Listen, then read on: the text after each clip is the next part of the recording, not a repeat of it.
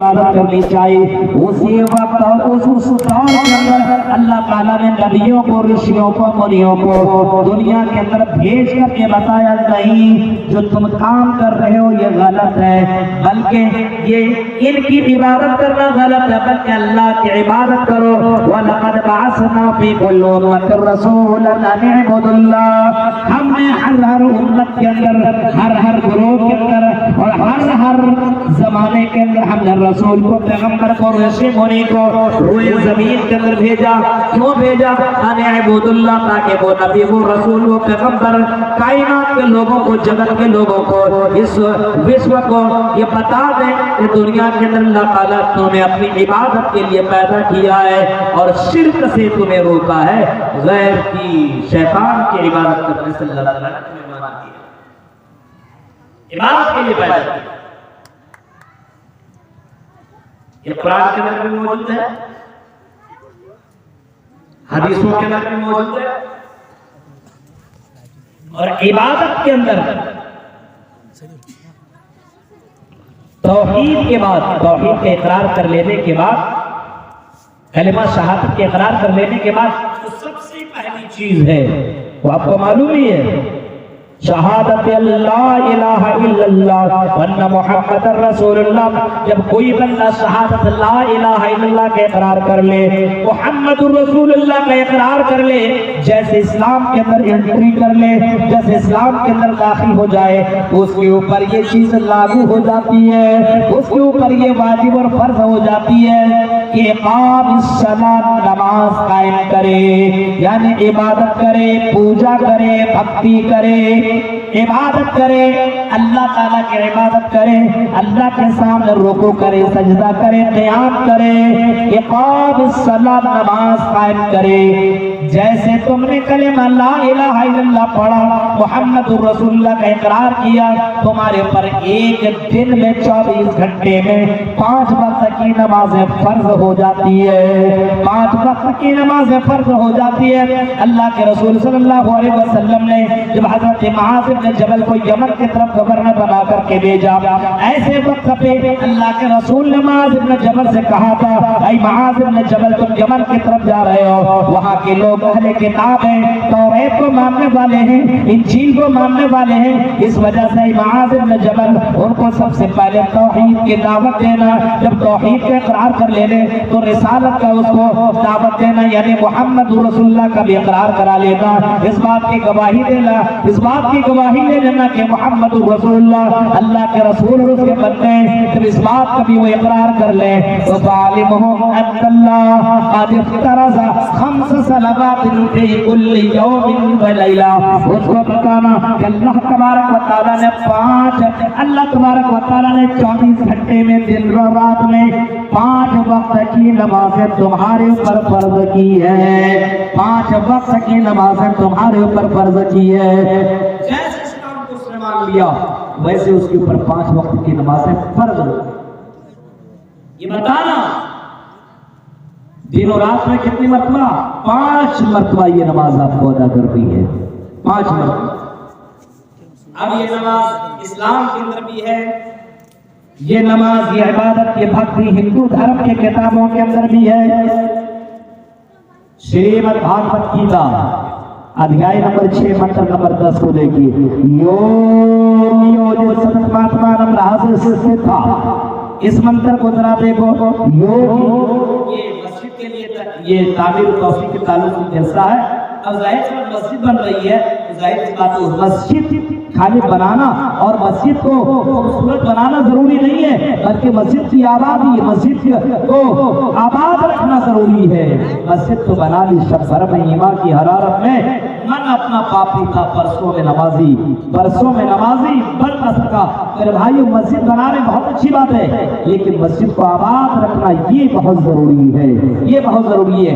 کیونکہ نماز ہر مذہب کے اندر نماز ہے، ہر مذہب کے اندر نماز موجود ہے، اسلام کے اندر تو نماز ہے ہی، ہندو دھرم کے اندر بھی نماز موجود ہے. دیکھیے یوگی یوجت ستتماتمانم رہسستا، ہائی ارجن کرشن جی کہہ رہے ہائی ارجن یوگی یوجت، اپنے پوری شریر کا تم یوگ کرو، پورے شریر کا تم ایکسرسائز کرو، پورے شریر کا تم ایکسرسائز کرو. اب پورے شریر کا ایکسرسائز کیسے ہو سکتا ہے؟ ظاہر سی بات آدمی کھڑے کھڑے اگر مانگ رہا ہو بھگوان کے سامنے، ہاں میں اب سامنے مانگ رہا ہوں تو ظاہر سی بات ہے صرف کھڑا کھڑا ہے اور رکوع بھی نہیں کر رہا، سجدہ بھی نہیں کر رہا ہے، تو پورے شریر کا یوگ نہیں ہو رہا ہے. پورے شریر کا اگر آپ کو یوگ کرنا ہے، پورے شریر کی اگر آپ کو عبادت کرنی ہے، ایکسرسائز کرنی ہے، تو یوگ یوجت ستتماتمانم رہسستا، تو یہ آپ کو نماز ہی کی حالت میں یہ ملے گی. یعنی پورے شریر کا یوگ نماز کی حالت میں کر سکتے ہیں، کھڑا بھی، رکوع بھی، سجدہ بھی، ہر طریقے سے ہاتھ کا بھی، پیر کا بھی، ہر طریقے سے کمر کا بھی. آپ کو یوگ اگر کرنا ہوگا تو نماز میں آپ یہ یوگ کر سکتے ہیں.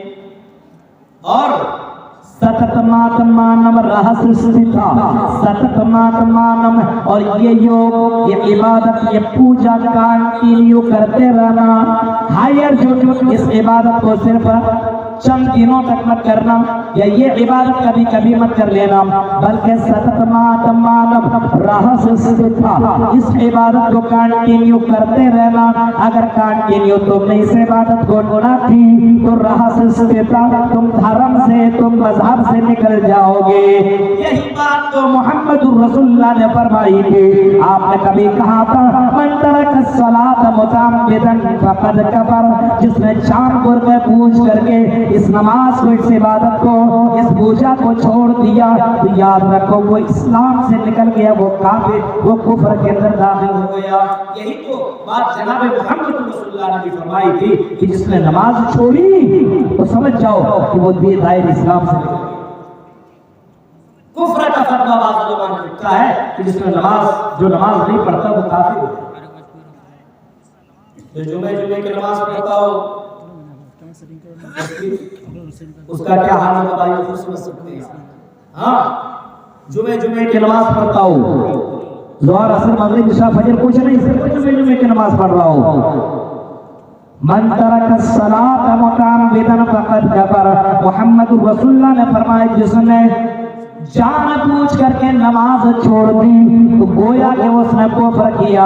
اور کہیں آپ نے فرمایا اے معاذ بن جبل سنو، ولا تترك الصلاة مكتوبة متعمدا فإن من ترك الصلاة مكتوبة متعمدا فقد برئت منه ذمة الله. اے معاذ بن جبل، تم کبھی بھی جان بوجھ کر کے فرض نماز مت چھوڑنا. بیٹھے بیٹھے ہو نماز چھوڑ رہے ہو، کاروبار میں لگے ہوئے نماز تم نے چھوڑ دی، گھر کے اندر بیٹھ کر کے موبائل چلا رہے ہو، تم نے موبائل تم نے نماز چھوڑ دی، تم بچوں کے ساتھ بیٹھ کر کے انجوائے کر رہے ہو اور آزان کی آواز سن لی، اس کے باوجود بھی تم نماز پڑھنے کے لیے نہیں جا رہے ہو. اے معاذ بن جبل، تم نماز جان بوجھ کر کے مت چھوڑنا. ولا تتركن الصلاة مكتوبة متعمدا، کیوں نہیں چھوڑنا؟ فإن من ترك الصلاة مكتوبة متعمدا فقد برئت منه ذمة الله، جو جان بوجھ کر کے فرض نماز چھوڑ دے جو اس کے اوپر واجب ہے، ضروری ہے، اگر وہ فرض نماز چھوڑ دے تو اللہ کی ذمہ داری اس بندی کے اوپر سے ختم ہو جاتی ہے. اب وہ بندہ مرے، وہ بندہ ذلیل و رسوا ہو، اس کو کاٹا جائے، اس کو مارا جائے، اس کو ذلیل کیا جائے، اللہ کی ذمہ داری اس کے اوپر سے اڑ جاتی ہے جو فرض نماز ادا نہیں کرتا. دیکھ رہے فرض نماز ادا کرنا ضروری ہے، اگر نہیں کرو گے تو یہ معاملہ اللہ کی ذمہ داری تمہارے اوپر سے ختم. 5 وقت یہ نماز ادا کرنی ہے، 5 وقت. اب ہندو دھرم کے کتابوں کے اندر بھی لکھا ہوا ہے ایکاکی چتاتما نراسی پرگھیا پنچم سمیا کرتبیا پوتر دھرتیا. بھگوان کے سامنے کھڑے ہو جانا، اللہ کے سامنے کھڑے ہو جانا اور اس سے معافی مانگنا اچتات میں، اور یہ پوری عبادت جو کرنا پورے یقین اور دل کے ساتھ عبادت کرنا، یعنی عبادت کرنا تو ایسے کرنا جیسے تم اللہ کو دیکھ رہے ہو، عبادت اس طریقے سے کرنا جیسے تم اللہ تعالیٰ کی عبادت ایسے کرو گویا کہ تم اللہ کو دیکھ رہے ہو۔ جب حضرت جبرائیل امین اللہ کے نبی کے پاس آئے اور آنے کے بعد اللہ کے نبی صلی اللہ علیہ وسلم سے حضرت جبرائیل نے سوال کیا تھا احسان کیا ہے، تو اللہ کے نبی نے جواب دیا تھا الاحسان ان تعبد اللہ کأنک تراہ فإن لم تکن تراہ فإنہ یراک، احسان یہ ہے کہ تم اللہ کی عبادت ایسی کرو گویا کہ تم اللہ تعالیٰ کو دیکھ رہے ہو، عبادت ایسی کرو گویا کہ تم اللہ تعالیٰ کو دیکھ رہے ہو۔ اور اگر یہ فیلنگ اور یہ احساس پیدا نہ ہو تو تم یہ سمجھو کہ تمہیں اللہ تعالیٰ دیکھ رہا ہے۔ نماز پڑھو تو بڑے دھیان کے ساتھ نماز پڑھا کرو۔ نماز کی بھی کیفیت بتا دی گئی، نماز کیسے پڑھنی ہے اسلام بھی بتا رہا ہے۔ ہاں اللہ کے نبی فرما رہے ہیں کہ نماز پڑھو عبادت کرو تو ایسے جیسا کہ اللہ، یہ سمجھو کہ اللہ تعالیٰ تمہیں دیکھ رہا ہے یا تم اللہ کو دیکھ رہے ہو۔ یہی ہندو دھرم کے اندر موجود ہے۔ یجتاتما نراسی، سب کو نراش کر لینا، لیکن اس بھگوان کو اس اللہ کو نہیں پرکھ کیا، وہی سب کچھ دینے والا ہے، اس کو خوش کر لو، اس کو راضی کر لو، وہی سب کچھ دینے والا ہے۔ آج ہماری نماز ہوتی ہے، کسی سے پوچھ لو، کبھی کبھی تراویح کی نماز میں صرف امامی کو پتہ چلتا ہے اکثر، اور پیچھے والے کو پوچھو کتنی رکعت ہے، کیا معلوم، جتنی ہوئی پڑھا دھیان ہے نہیں۔ نماز کتنا نہیں پڑھ رہا ہے اپنے من کے مطابق، بعض لوگ اسے نماز میں حساب کتاب بھی کرنے لگتے ہیں۔ ہاں ہماری نماز 3 آدمی گئے نا، آپ نے سنا ہے 3 آدمی گئے تھے شکار کرنے کے لیے۔ اب ظاہر سی بات شکار کرنے کے لیے اس دور کا بھی زمانہ ایسا ہی تھا کہ کہیں بھی چلے جاتے تو نماز نہیں چھوڑتے تھے، ان کو معلوم تھا اسلام کا حصہ ہے، ہم نماز نہیں چھوڑ سکتے، نماز چھوڑیں تو اسلام سے نکل جائے گی۔ اب اس کو پچھم پورب اتر دکھن پتہ نہیں چل رہا ہے کدھر ہے۔ ابھی تو گھڑی کے اندر، موبائل کے اندر، سب کے اندر آ گیا ہے۔ ہاں آپ فوراً دبائیے اور آپ کو قبلہ پتہ چل جائے گا، قبلہ کس طرف ہے۔ ہم یہاں پہ آپ کے رانی پور کے اندر ہے، ہرن پور کے اندر، ہم کو معلوم نہیں کہاں قبلہ ہے، کس طرف ہے۔ ابھی ہم فوراً دبائیں گے، ہم کو پتہ چل جائے گا پچھم کدھر ہے، قبلہ کدھر ہے۔ ہر ایک کے موبائل کے اندر موجود ہے، پتہ لگا سکتے ہیں۔ لیکن اس دور میں پتہ نہیں تھا بھائی قبلہ ہوگا کدھر ہے۔ تو ایک نے کہا بھائی نماز کس طرح کر کے پڑھیں، صبح سے لے کر کے دوپہر تک ہم لوگ مچھلی مارنے کے چکر میں ایک بھی مچھلی تو لگی نہیں، کم سے کم اللہ کی عبادت کر، ہو سکتا ہے اللہ راضی ہو جائے تو مچھلی بھی لگ جائے۔ اچھا دوسرے نے کہا بھائی ایسی نماز تھوڑی پڑھی جاتی ہے، پہلے وضو بناؤ۔ اب تینوں نے پہلے وضو بنایا، اس کے بعد پھر آپس میں فتوا بات کرے نماز کدھر پڑھیں گے، اس طرف کدھر کریں گے۔ ایک نے کہا اللہ ہر طرف ہے، جدھر چاہو ادھر نماز پڑھ لو۔ اچھا جدھر چاہو ادھر نماز پڑھ لو۔ ہم نے مولوی صاحب سے پوچھا، کبھی سنا تھا کہ جدھر چاہو ادھر نماز پڑھ سکتے، تمہاری نماز ہو جائے گا، قبلہ معلوم نہ ہو تو۔ ایک نے کہا ایسا کرتے ہیں کہ ہم لوگ سمندر کی طرف چہرہ کر کے نماز پڑھتے ہیں۔ بھلے یہ بھی ٹھیک ہے۔ اب ان میں سے ایک امام بنا اور 2 ساتھ میں نماز پڑھنے والے بن گئے مقتدی۔ امام صاحب نماز پڑھنا شروع کر دیا، اللہ اکبر، ابھی تک اس کے مچھلی شکار کر رہے ہیں تو اس کو ایک بھی مچھلی لگی نہیں تھی۔ جیسے نماز شروع کی الحمدللہ رب العالمین پڑھنا شروع کیا تھا کہ ویسے ایک بڑی سی مچھلی سامنے سے اچھلی۔ 6-7 گھنٹے میں ایک بھی مچھلی لگی نہیں تھی۔ لیکن نمازی کے حالت میں کبھی ایسا ہی ہوتا ہے، کوئی معاملہ ہو تو نمازی کی حالت میں سارے معاملات ہوتے ہیں۔ سامنے مچھلی، ایک بغل والا بھائی دیکھو کتنی بڑی مچھلی ہے، نمازی کے حالت میں بول رہے ہیں یہ نماز ہے، نمازی کے حالت میں کتنی بڑی مچھلی، اللہ اللہ ابھی ہم نماز پڑھ رہے ہیں، اگر نماز نہیں پڑھی ہوتی تو یہ والی مچھلی کو پکڑ ایک اس کے بغل میں بولا نماز کی حالت میں بولنا نہیں چاہیے۔ مولانا نے فتوا دیا نماز کی حالت میں بولو نماز نہیں ہوگی۔ اب دیکھیے وہ بھی بول رہا ہے، اب امام صاحب بول رہے ہیں اچھا ٹھیک ہے تم لوگ تو بولے ہو تو بولے کہ خاموش پڑھ۔ یہ کون سی نماز ہے بھائی؟ نماز ایسی پڑھو ان تعبد اللہ، عبادت ایسی کرو گویا کہ तुम अल्लाह को देख रहे हो, तुम्हारी नीयत में मछली है, तुम्हारी नीयत में कारोबार है, तुम्हारी नीयत में बीवी और बच्चे हैं, तुम्हारी नीयत में दुनिया है। मेरे भाई ये कौन सी नमाज है? ये नमाज तो तुम्हारे मुंह के ऊपर मार दी जाएगी।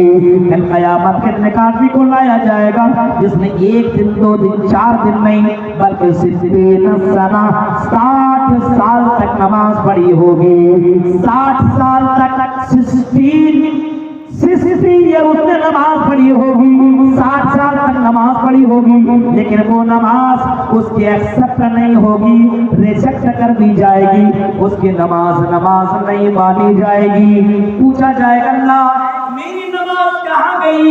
मैंने तो नमाज भी पढ़ी थी।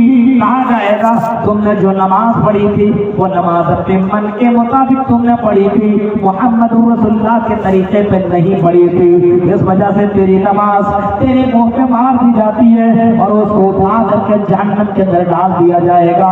इस वजह से मुसलमानों जो इबादत तुम कर रहे हो, कम से कम तुम्हें मालूम होना चाहिए कि ये इबादत अल्लाह को बहुत ज्यादा पसंद है और उस इबादत को उसी तरह करो जिस तरीके से अल्लाह के रसूल ने करके बताया है। सल्लू कमा रअयतुमूनी उसल्ली, नमाज वैसे ही पढ़ो जैसे तुमने मुझे नमाज पढ़ते हुए देखा। ये इबादत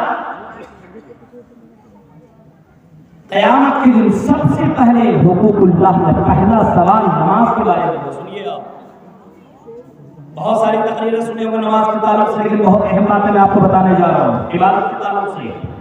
पहला सवाल नमाज के बारे में, पहला क्वेश्चन बताइए अल्लाह ताला कितना मेहरबान है। बता दिए क्वेश्चन ओपन कर दिया, क्या पूछा जाएगा? आपका उस्ताद कितना भी मेहरबान हो, आपको नहीं बताया जाएगा मैट्रिक में कौन सा सवाल आएगा, इंटर में कौन सा सवाल आएगा, कितना भी आपसे मोहब्बत करता हो आपको सवाल नहीं बताएगा।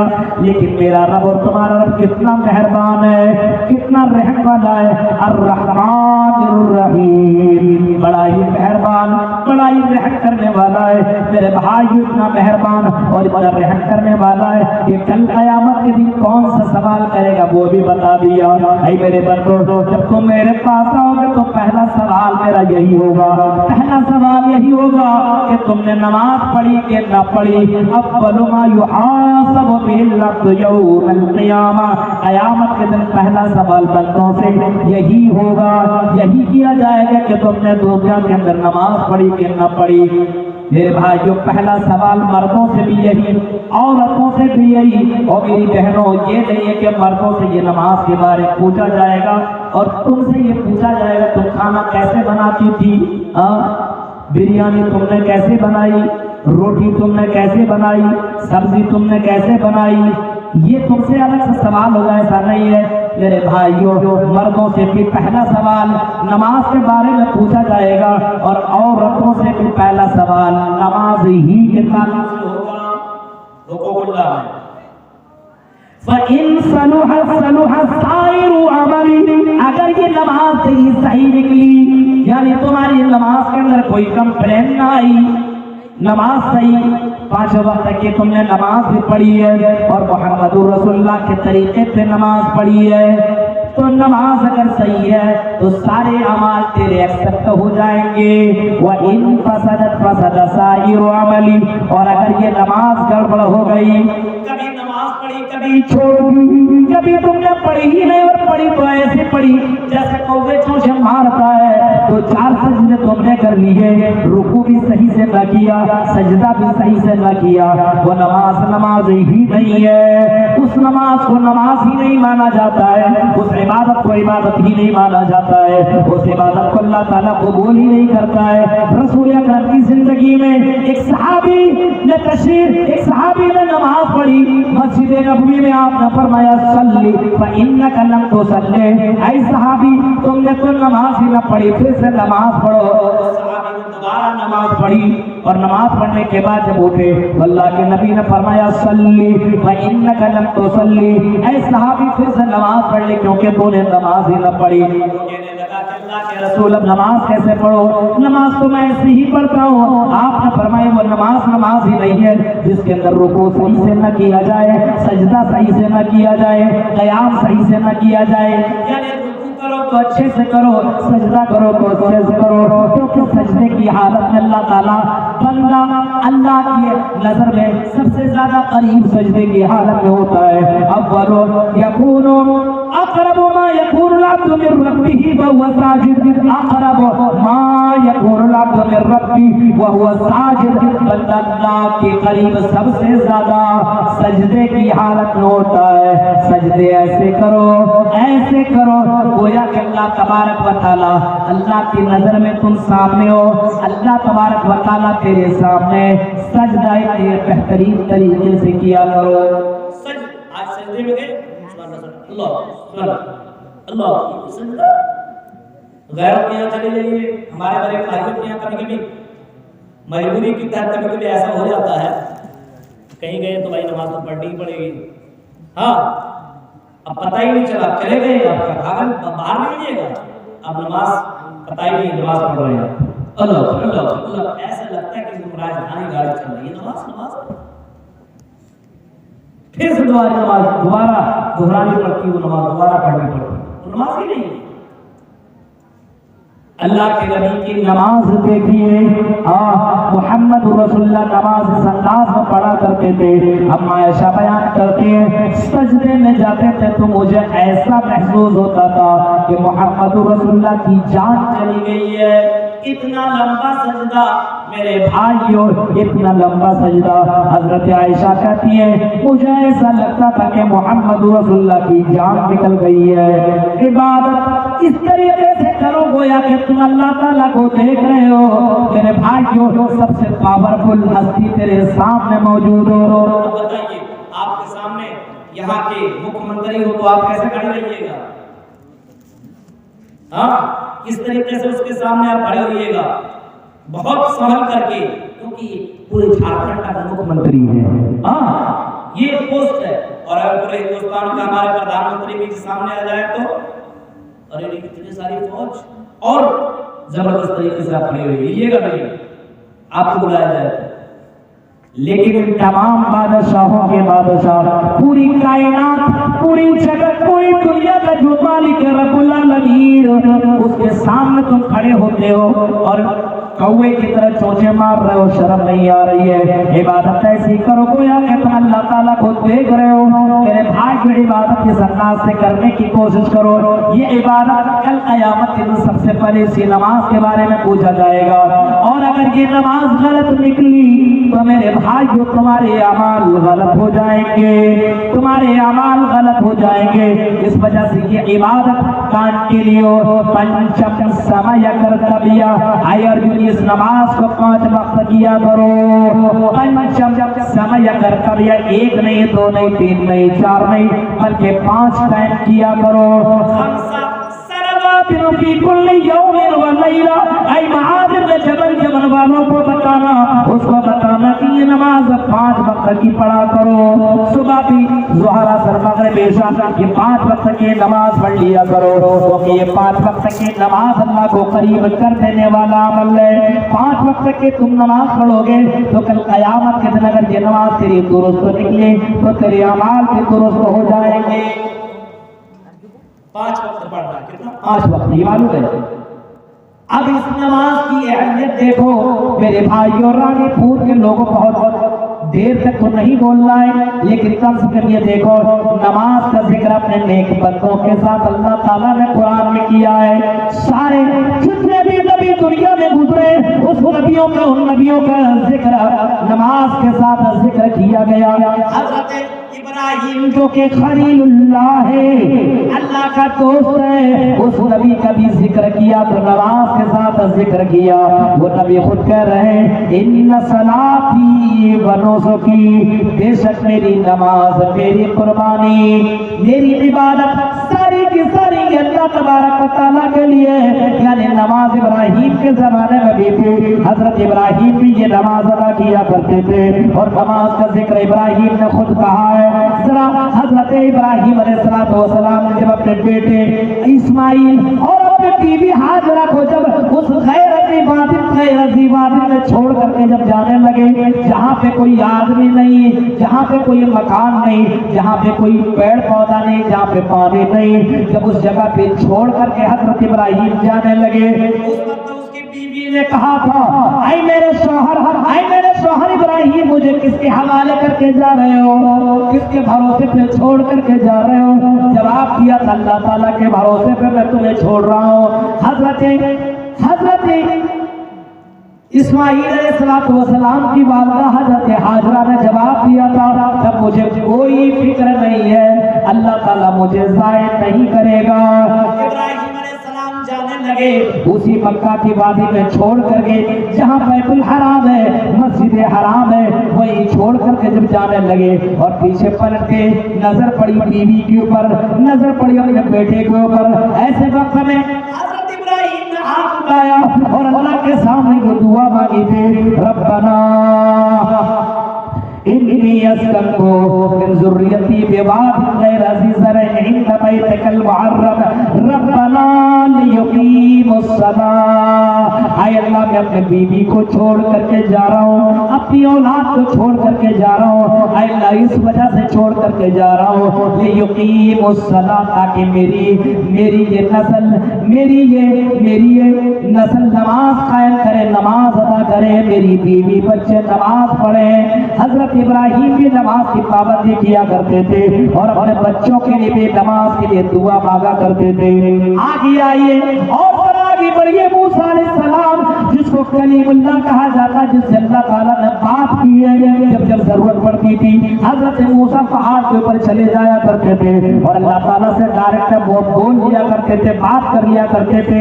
پردے کے اوڑ میں اللہ اس طرف بندہ اس طرف، کوئی سوال کرنا ہوتا تھا تو حضرت موسیٰ سوال کر لیتے تھے اور حضرت موسیٰ کا جواب اللہ تعالیٰ ڈائریکٹ دے دیتا تھا، اے موسیٰ جا یہ کام کر لینا، یہ کام کر لینا، یہ کام کر لینا۔ حضرت موسیٰ کو بھی اللہ تعالیٰ نے کہا، اے موسیٰ فاعبدنی واقم الصلاۃ لذکری، اے موسیٰ میری عبادت کر، واقم الصلاۃ لذکری، اے موسیٰ اور نماز میں میرا ذکر کر، نماز کے ذریعے سے مجھے یاد کر۔ حضرت موسیٰ کا بھی ذکر آیا تو نماز کے ذریعے سے ہی آیا۔ میرے بھائیوں، اسی طریقے سے حضرت زکریا علیہ السلام کا بھی ذکر قرآن کے اندر موجود، حضرت زکریا کا بھی ذکر آیا تو نماز کے ذریعے سے بھی ذکر آیا۔ حضرت زکریا نے جب دیکھا میری کفالت ہے، میں جس کی کفالت کرتا ہوں، جو لڑکی ہے مریم، اس کے پاس بغیر موسم کا پھل آ جاتا ہے۔ جب دیکھا کہ انار کا موسم نہیں اور انار ہے، آم کا موسم اور آم ہے، آم کا موسم بھی نہیں ہے اور آم جیسا پھل موجود ہے، ایسے وقت میں زکریا نے پوچھا تھا، اے میری بیٹی یا مریم انا لکی ھذا، اے میری بیٹی یہ بتاؤ یہ پھل تیرے پاس کہاں سے آیا؟ دیکھیں قرآن کہہ رہا ہے، حضرت زکریا نے پوچھ لیا، بیٹی تم یہاں رہتی ہو، تمہارے پاس یہ پھل آتا کہاں سے آیا، کون لا کر کے دیا؟ پتہ یہ چلا کہ اگر آپ اپنی بیٹی کے پاس کوئی ایسی چیز دیکھیں تو آپ سوال کیجئے، بیٹی کے پاس کچھ دیکھیں تو پوچھئے، بیٹا یہ تو میں نے دیا نہیں، تم کو دیا کس نے؟ ہاں کس نے دیا؟ ذمہ داری کا احساس ہونا چاہیے۔ حضرت مریم نے جواب دیا تھا، یا مریم انا لکی ھذا قالت هو من عند اللہ، کہ اللہ تعالیٰ مجھے دیتا ہے، اللہ تعالیٰ کی طرف سے آتا ہے۔ پھل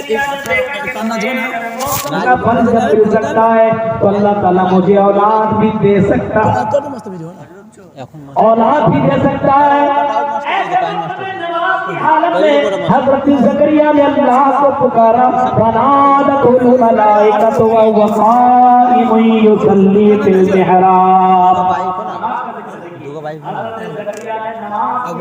اللہ تعالیٰ کو پکارا کھڑے تھے، وہو فی المحراب، نماز پڑھ رہے تھے، مصلی پہ جب کھڑے تھے اللہ تعالیٰ کو پکارا، آئے اللہ تو اولاد بھی دے سکتا ہے۔ اور میرے بھائیوں، نماز کی حالت میں جب حضرت زکریا نے اللہ کو پکارا تو اللہ تعالیٰ نے زکریا کی آواز کو سنا، اس کی دعا کو سنا اور اللہ تعالیٰ نے حضرت یحییٰ عطا کیا۔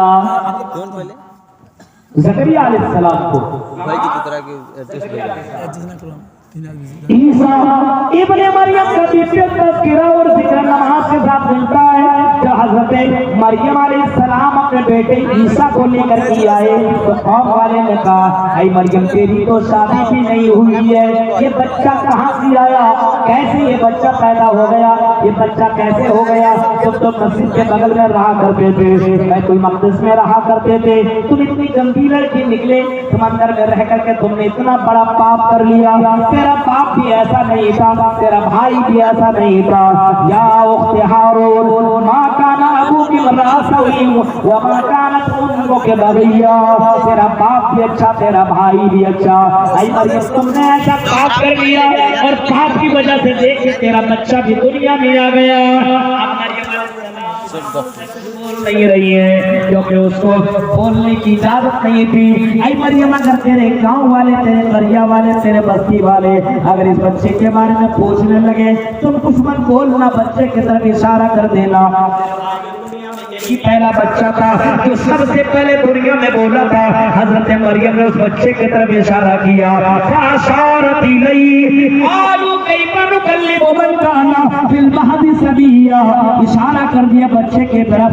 بچہ کو دیکھ کر کے لوگوں نے کہا یہ بچہ کیسے بولے گا، یہ تو دودھ پیتا ہوا بچہ ہے، یہ کیسے بول سکتا ہے، یہ جواب کیسے دے سکتا ہے؟ اتنا سنتا تھا بچہ بول اٹھا، قال انی عبد اللہ آتانی الکتاب وجعلنی نبیا، قال انی عبد اللہ، میں اللہ کا بندہ ہوں، آتانی الکتاب، اللہ نے مجھے کتاب دیا ہے، وجعلنی نبی، اور مجھے نبی بنایا ہے، وجعلنی مبارکا اینما کنت واوصانی بالصلاۃ والزکاۃ ما دمت حیا، اور مجھے نماز پڑھنے کی وصیت کی گئی ہے، جب تک میں زندہ رہوں نماز قائم کرتا رہوں، نماز کی ادائیگی کرتا رہوں۔ یعنی حضرت عیسیٰ کا بھی ذکر کیا تو نماز کے ساتھ ذکر کیا۔